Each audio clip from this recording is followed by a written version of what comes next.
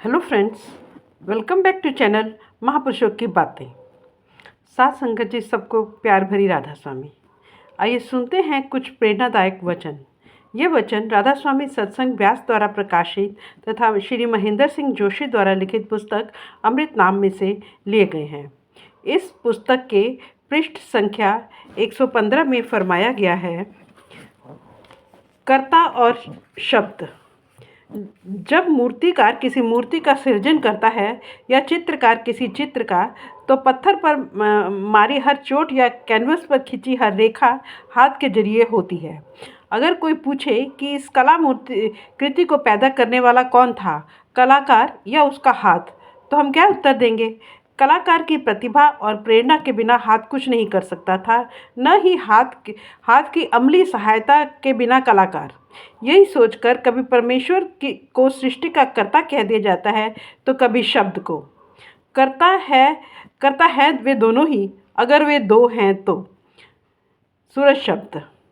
सूर्य से किरणें फूटती हैं और उसके चारों ओर ऊपर नीचे हर ओर फैल जाती हैं। किरणों का यह फैलाव किसी प्रकार के अलगपन में नहीं पड़ता, कोई भेदभाव नहीं करता। किरणें समुद्र पर भी गिरती हैं, पहाड़ पर भी, मैदानों पर भी। ये गंदगी के ढेर को भी वैसे ही लाभ और कृपा प्रदान करती हैं जैसे दूध से सफ़ेद बर्फ़ के ढेर को। जिस तल पर किरणें गिरती हैं वह अगर साफ सुथरा हो तो चमकता हो तो वह किरणों का रूप बन जाता है, उसमें से प्रकाश फूटने लगता है। अगर वह काला कलूटा मैला हो तो वह प्रकाश के किरणों के प्रकाश पर भी पर्दा डाल देता है और किरणों के सार्थक न होने के लिए सतह या तल दोषी होता है। किरणों की अपनी उज्ज्वलता में किसी प्रकार की कमी नहीं आती। इसी प्रकार शब्द हर हृदय में समान रूप से कृपा करता है। अगर कोई उससे सुनने की ओर से लापरवाह रहे तो ये उसका दुर्भाग्य है। जिस प्रकार प्रकाश की धारा सूर्य से निरंतर निकलती रहती है, उसी प्रकार शब्द की धारा सत्पुरुष से सदा बहती रहती है। किरणें सूर्य का ही विस्तार होती हैं, सूर्य से अलग उनका कोई अस्तित्व नहीं होता। इसी प्रकार शब्द सत्पुरुष का विस्तार है, सत्पुरुष का ही अंश और सत्पुरुष का ही रूप है। सूर्य के प्रकाश की तरह शब्द के फैलाव की भी कोई सीमा नहीं। यह सृष्टि के कण कण तक पहुँचता है, हर प्राणी के अंदर गूंजता है। जब हम अपनी कोठरी का दरवाज़ा, खिड़की और रोशनदान पूरी तरह बंद कर लेते हैं तो उसके अंदर सूर्य का प्रकाश प्रवेश नहीं कर सकता। इसी प्रकार अगर हम अपनी सूरत के कान बंद रखें तो हमें शब्द सुनाई नहीं देता। चाहे कमरों के द्वार लगभग प्रतिदिन खोल दिए जाते हैं, सूरत के कानों पर से कोई भाग्यशाली ही उंगली हटाता है। आम लोगों की बोली में सूरज होश को कहते हैं। आध्यात्मिक भाषा में सूरत का अर्थ आत्मा लिया जाता है या आत्मा की शब्द धुन को सुनने की शक्ति। मनुष्य जन्म का एकमात्र उद्देश्य आत्मा को परमात्मा में लीन करना है और इस उद्देश्य की पूर्ति होती है सूरत को शब्द में लीन कर देने से। इस लीनता की प्राप्ति के लिए की गई कमाई को सूरज शब्द योग कहना अधिक सही है। सूरज शब्द योग के सामर्थ्य के बारे में कोई शंका नहीं हो सकती।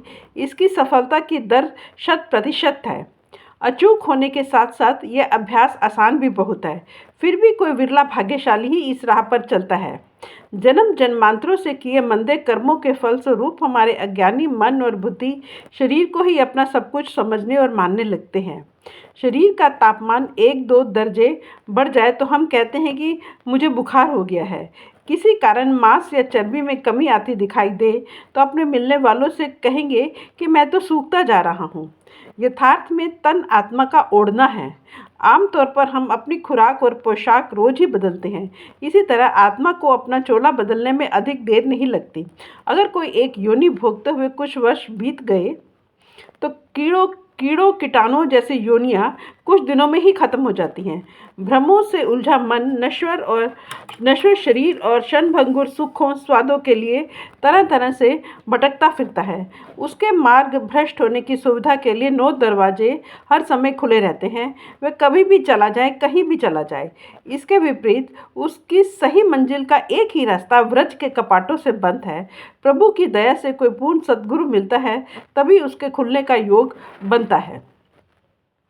जैसा कि ऊपर कहा जा चुका है, सूरज शब्द के अभ्यास की विधि बड़ी सरल है। मन को गलत दिशाओं से भटकने वाले 9 द्वारों से होकर बाहर भागने से रोका जाता है और तब वह अपने सही स्थान और केंद्र में आंखों के पीछे टिक कर बैठ जाता है। इस स्थान को संतों महात्माओं ने अलग अलग नाम दिए हैं, जैसे 10वां तिल, घरदर, मुक्ति द्वार, शिव नेत्र आदि। पर भाव सबका एक ही है। यह वह स्थान है जहाँ सत्पुरुष से उत्पन्न शब्द हर क्षण हर पल धुनकारे देता है। जिस प्रकार आग में प्रकाश होता है और गर्मी भी, शब्द में प्रकाशित करने या चमकाने का सामर्थ्य होता है और जलाने का भी। इसका अभ्यास करने से इसकी आग जीव के अनेक जन्मों के इकट्ठे किए कर्मों को जलाती जाती है। इसका मन निर्मल होता जाता है और ऊंचे मंडलों की ओर उड़ान भरने के लिए हल्का हो जाता है। आंतरिक आँख पर से अज्ञान का मोतियाबिंद उतर जाने से उसे शब्द के प्रकाश का अनुभव होने लगता है। शब्द की धुन से उससे दिशा तथा ज्योति से मार्गदर्शन मिलता है और इस तरह वह सहज ही अपने मार्ग के पड़ाव बारी बारी पार करते हुए अपने निश्चित मुकाम शब्द के स्रोत पर पहुंच जाता है, अर्थात सत्पुरुष की दरगाह में पहुंच जाता है। किरण का पीछा करने से सूर्य तक पहुंचा जा सकता है। मार्ग भूलने का कोई डर नहीं हो सकता। इसी प्रकार सच्चे शब्द के पीछे लगने पर कहीं खो जाने की कोई गुंजाइश नहीं होती।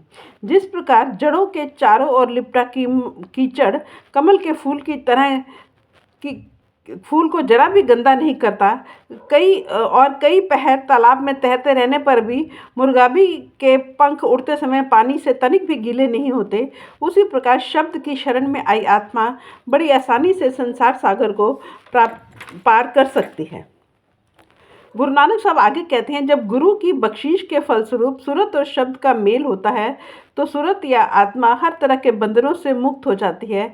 उसकी जन्म मरण की कैद समाप्त हो जाती है और वह दूर दरगाह में आदर का पात्र बन जाती है। अगर सूरत को शब्द में स्थिर कर लिया जाए तो सत्य स्वरूप हरि के प्रत्यक्ष दर्शन हो जाते हैं।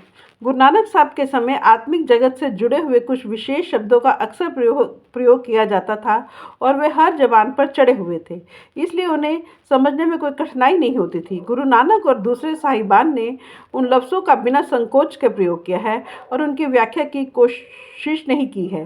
सूरज शब्द या शब्द सूरत उन्हीं लफ्ज़ों में से एक है। आज टीवी लफ्ज़ मुंह से निकालें तो कोई अनपढ़ व्यक्ति भी जान जाएगा कि इसका अर्थ टेलीविज़न है। यह यंत्र जिसके द्वारा दूर के स्थानों से दिखाई सुनाई चीज़ें अपने घर बैठकर देखी सुनी जा सकती हैं। सूरज शब्द से सूचित होता है सूरत का शब्द में समाना।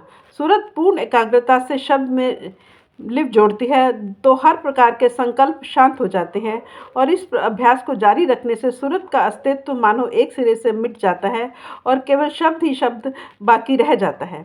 सूरत को शब्द से कैसे जोड़ना है, मनमुखों को इसका ज्ञान नहीं होता और इसकी विधि जाने बिना, इसका अभ्यास किए बिना उनका जन्म मरण कभी खत्म नहीं होता। सहज धुन शब्द अभ्यास का पहला कदम नाम जपना है। सद्गुरु द्वारा बताए गए नाम का सिमरन करना। यह सिमरन मन से होना चाहिए, पर मन अपनी स्वाभाविक चंचलता के कारण लगातार सिमरन करने में कभी शामिल नहीं होता। थोड़ी सी रुचि घटते ही वह जीभ को जाप के काम में जुटा छोड़कर आप भाग जाता है। अभ्यासी उसे बार बार घेर कर वापस लाता है और वह मौका पाते ही फिर दूर चला जाता है। नाम अभ्यास के किसी सीमा तक पक जाने से जबान की आवश्यकता नहीं रहती। जब तक पाठ कच्चा हो, विद्यार्थी उसे ऊंचे ऊंचे बोलकर याद करते हैं। पके हुए को दोहराना बिना बोले मन के द्वारा खुद ही हो जाता है। मन से नाम अपना सिमरन कहलाता है। सुमिरन का मूल शब्द स्मरण है और यह स्मरण का अर्थ है याद करना। सिमरन के लिए मन का जाप के प्रति गहरा रुचिपूर्ण सहयोग चाहिए। वह जाप से अलग हो जाता है तो जबान मशीनी तौर से नाम दोहराती रहती है। सिमरन में मन की गैर हाजिरी एक प्रत्यक्ष कमी पैदा करती है। जैसे कैमरा क्लिक करने पर भी फोटो आने से रह जाए या घोड़ा दबाने के बावजूद कारतूस ना चले। जब सिमरन के पैर जमते हैं तो मन का मैल उतरने लगता है, तब मन निर्मल होता चला जाता है तो अंतर में अनहद शब्द की धुन का अनुभव आरंभ होता है। यह खुद परमेश्वर का पैदा किया हुआ संगीत है और हर अंतर में बिना किसी भेदभाव के पहुंचता है, पर यह तब तक सुनाई नहीं देता जब तक मन पर जमी भोगों की गंदगी सूरत को अचेत या गाफिल किए रखती है। शब्द में अगम का संगीत होता है जो अत्यंत रसीला है। यह चित्त को अच्छा लगता है, पर फिर भी आवश्यकता एकाग्रता से नहीं सुना जाता, क्योंकि मन को जन्म जन्मांतरों से इंद्रियों के रस का स्वाद लेने का चस्का लगा हुआ है। उसे यही अच्छे लगते हैं और आसानी से उससे छोड़े नहीं जाते। अगर किसी को अफीम खाने की आदत पड़ी हुई है तो वह जानते हुए भी कि यह नशा शारीरिक, मानसिक, आत्मिक हर दृष्टि से हानिकारक है, उसके बिना रह नहीं पाता। इसी प्रकार मन ये समझते बूझते हुए भी इंद्रियों के स्वाद लोक और परलोक दोनों के लिए घातक हैं, अपने आप को उनसे अलग नहीं कर पाता।